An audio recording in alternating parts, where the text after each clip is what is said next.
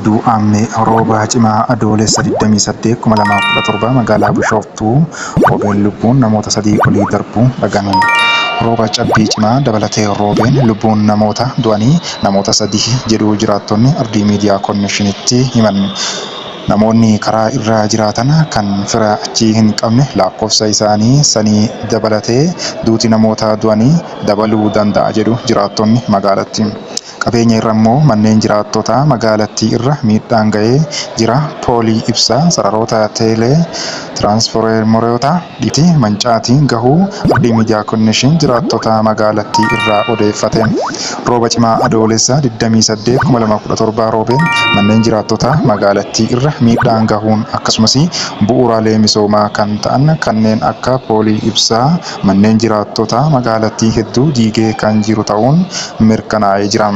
Iddoon balaan kun mudate guutuu magaalaa osoo hin taane gartokkee magaalattii gama bahaa naannoo saarkilii gabayaa ganda 12 jedhamuun kan beekamu ta'uun hubatamee jira.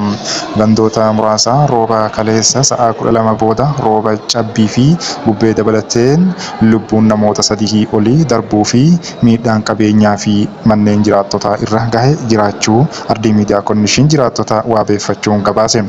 Lubbuun namoota du'anii dabaluu danda'a. Hanga oduu kana qindeeffannetti kan odeeffannee kanuma hanga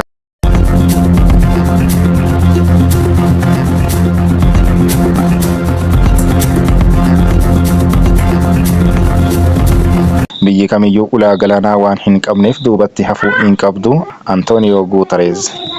Dhaabbanni mootummoota gamtoomanii waggoota 3tti yaa'ii biyyoota guddachaa jiranii ulaa galaanaa hin qabne ni geggeessa. Yaa'iin waggaa 3ffaa biyyoota ulaa galaanaa hin qabne Turkmenistaan magaalaa Awaazaatti eegalameera.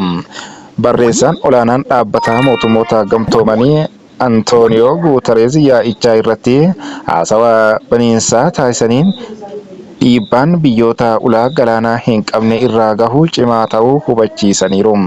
Rakkoon kun furmaata waloo argachuu akka qabu kan kaasan Antooniyoo Guutareez biyyoonni ulaa galaanaa qaban biyyoota ulaa galaanaa hin qabne waliin hojjechuu qabu. Biyyi kamiyyuu ulaa galaanaa waan hin qabneef duubatti hafuu hin qabu jedhaniiru.